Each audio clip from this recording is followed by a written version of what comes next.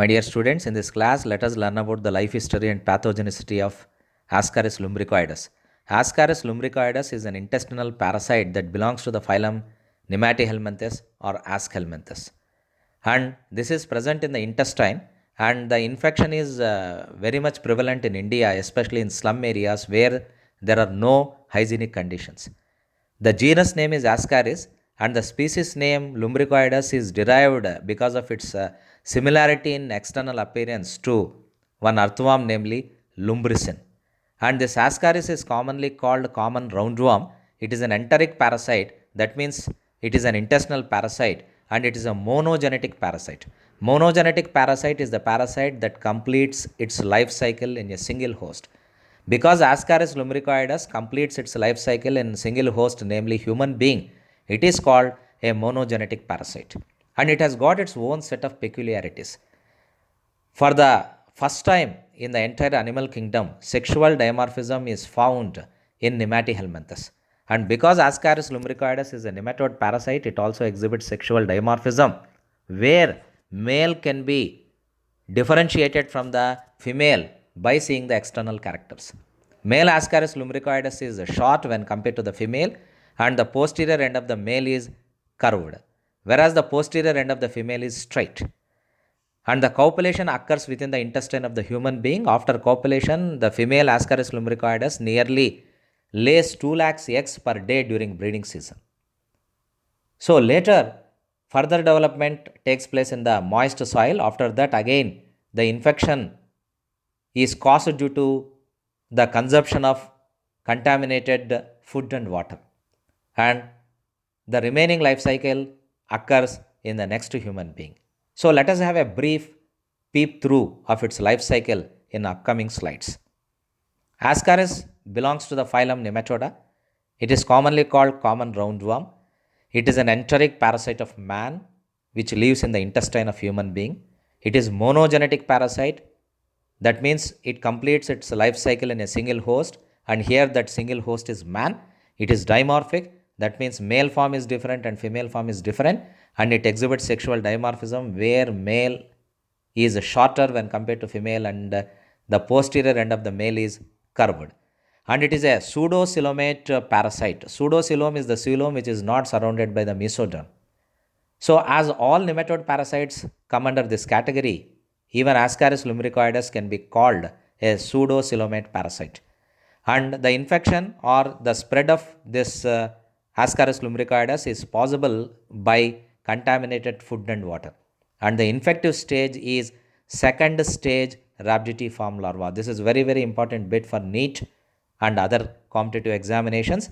The infective stage of Ascaris lumbricoides to human being is second stage RHABDITIFORM larva.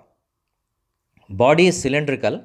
So externally, if you happen to see both male and female worms are cylindrical in shape. Mouth is surrounded by 3 chitinous lips, and close to the mouth, excretory pore is situated midventrally, and male has curved posterior end with equal sized chitinous pineal spicules, and these pineal spicules are useful to transfer the sperms from male to female. Pineal spicules serve to transfer the sperms during the process of copulation. Female is straight, as I already told, and vulva means female genital aperture, and this vulva is present midventrally at about 1/3 of the length from the mouth. Eggs of Ascaris are called mammillated eggs. This is very important bit again. The eggs of Ascaris lumbricoides are known as mammillated eggs because of the protein coat. Because the egg of the Ascaris lumbricoides is covered by protein coat which is wavy in nature, as a result, it shows some ripples on its surface. Hence, it is called mammillated egg. So, these mammillated eggs are released into the soil through fecal matter. That means the copulation takes place between male Ascaris lumbricoides and female Ascaris lumbricoides within intestine. After copulation, as I already told, the female Ascaris lumbricoides lays nearly 2 lakhs eggs per day, and all these eggs are simply pushed out or expelled out through fecal matter. Now the eggs fall to the outside environment and they survive for some time in the moist soil. And in the moist soil itself, the further development begins. Below the protein coat of this mammillated egg, chitinous shell and lipid layer are also found. The eggs are expelled out along with the fecal matter, and first stage rhabditiform larva is formed while the egg is still present in moist soil.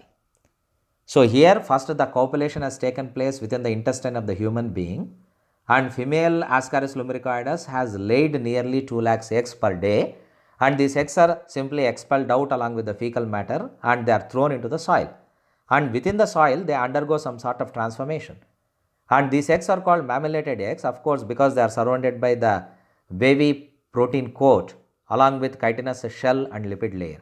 Now the development takes place within the cell itself while it remains in the moist soil. First stage of rhabditiform larva is formed while the egg is still present in the moist soil. All these developmental stages are possible because Ascaris lumbricoides undergoes 4 moltings just like any nematode parasite. The characteristic number of moltings in any nematode parasite is 4.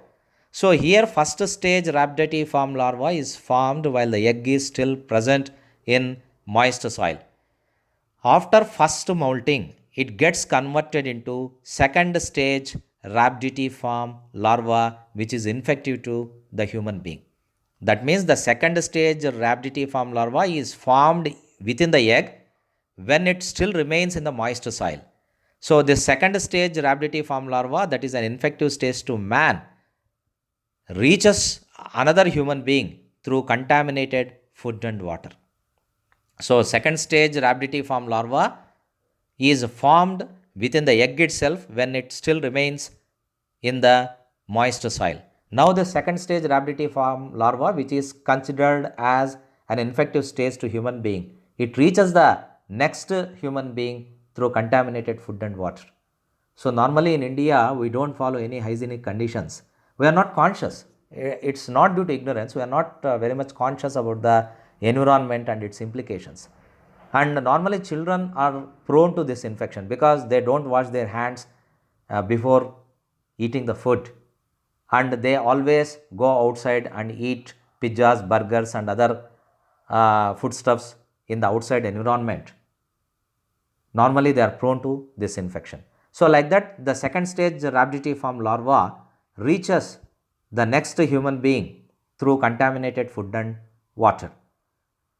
Second stage larva is released in the small intestine now because the human being or the child consumes this food containing these different stages of Ascaris lumbricoides. That means the second stage larva, second stage rhabditiform larva is present in the contaminated food. Now when this contaminated food is taken inside, the second stage rhabditiform larva also enters into the human intestine. Now after reaching the human intestine, the second stage larva starts exhibiting extra-intestinal migration. This is also an important key point. Extra-intestinal migration is exhibited by Ascaris lumbricoides. Now let us see the route of extra-intestinal migration. As I already told, the second stage rhabditiform larva has reached the small intestine. That is when eggs are released into the small intestine, or once the eggs reach the small intestine, they are being acted upon by the digestive enzymes of human intestine. Then the rhabditiform larva, that means the second stage rhabditiform larva, is released into the human intestine. From small intestine through hepatic portal vein, it reaches the liver, and from liver through postcaval vein it reaches the heart. From the heart it reaches pulmonary arteries, and from there they reach the lungs, and via bronchi, trachea, larynx, glottis, pharynx, esophagus, stomach, they again reach small intestine. That means the migratory path of this larva of Ascaris lumbricoides that is taking place outside the small intestine is called extra-intestinal migration. So first, when contaminated food is taken inside, the eggs reach the small intestine where they are acted upon by the digestive enzymes of the intestine. Now the second stage rhabditiform larva is released and this starts exhibiting extraintestinal migration. So once here the rhabditiform larva has reached lungs, in the alveoli of lungs, again second molting and third molting take place. So here what is happening? First molting has taken place in the soil itself, when second rhabditiform larva, second stage rhabditiform larva is formed. Whereas the second molting and third molting occur within the alveoli of lungs during extraintestinal migration. So in the previous slide we have seen the extraintestinal migratory route. Here you can see it is entering into the lungs. So especially in the lungs, in the alveoli of lungs, the second molting and third molting are taking place. So like that in alveoli, second molting occurs and the third molting also occurs. So anyway, like this it completes its extraintestinal migration and again it reaches the small intestine. So in the small intestine, fourth molting occurs. I told that the characteristic number of moles in any nematode parasite is 4 and Ascaris lumbricoides is not an exemption to that, and fourth molting occurs again in small intestine and by this it becomes a young one.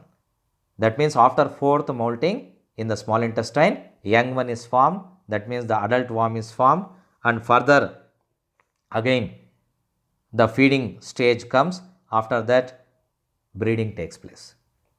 So like that Ascaris lumbricoides life cycle continues. Let me repeat, Ascaris lumbricoides is the nematode parasite that is belonging to phylum Nematihelminthes or Ascalmenthes, and it is called lumbricoides because of its resemblance to the earthworm lumbricin.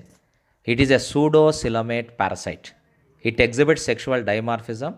Male is shorter when compared to female and the posterior end of the male is curved, whereas female posterior end is straight. And second stage rhabditiform larva is an infective stage to human being. And the eggs of Ascaris lumbricoides are called mammillated eggs. And infection occurs through contaminated food and water. So like this the entire life cycle occurs and Ascaris lumbricoides larva exhibits extraintestinal migration.